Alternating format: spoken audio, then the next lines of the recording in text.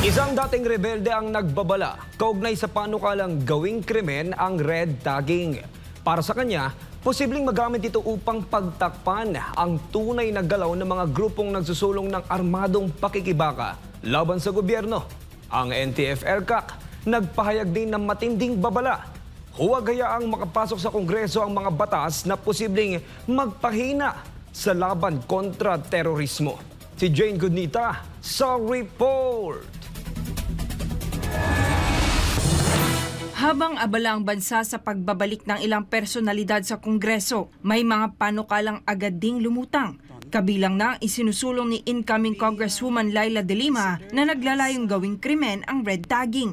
Ngunit may mga dating rebelde na ngayon bahagi ng mainstream society ang nagpapahayag ng matinding pag-aalinlangan. Isa na rito si Arian Jane Ramos o Kamarikit, dating sekretary ng Guerrilla Front 55 ng CPP-NPA-NDF. Bilang kasapi ng kilusan, ibinahagi niya kung paanong ginagamit ng CPP-NPA-NDF ang isyu ng red tagging bilang propaganda at protektahan ang interes ng mga legal front organizations nito. Para sa amin, sa hanay ng mga former rebels, it's very alarming because yung interest ng mga tao, I think it's not about the so-called red tagging issue. May mga interest yung mga tao ngayon na kailangan pagtuunan ng pansin, such as the very basic issues sa kanilang communities. Kaya alarming siya for us kasi bakit yun yung priority. Ayon kay Kamarikit, ginamit noon ang kilusan ng issue ng red tagging para maprotektahan ang ilang personalidad at organisasyong umano'y may ugnayan sa underground movement. For me, tawag nito, nagiging paraan ang red tagging para protektahan nila yung sariling interest nila. And which is, ano ba yung interest nila?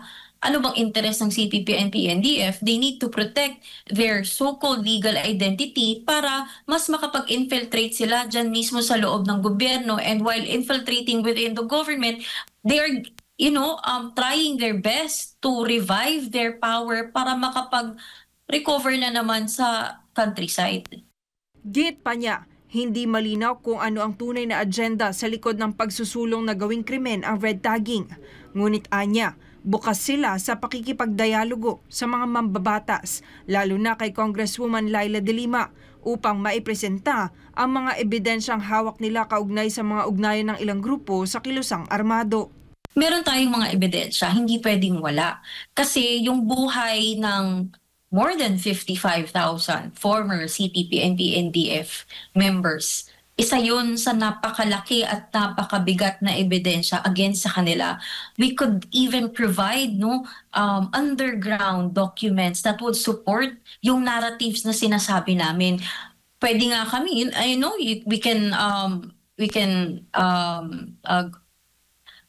give you information, kahit na ituro namin sa inyo kung saan yung opisina namin, ano yung pinanggagawa namin, kaya namin yung i-provide. Kaugnay nito, nagpalabas ng opisyal na pahayag ang National Task Force to End Local Communist Armed Conflict o NTF-ELCAC tungkol sa panukala.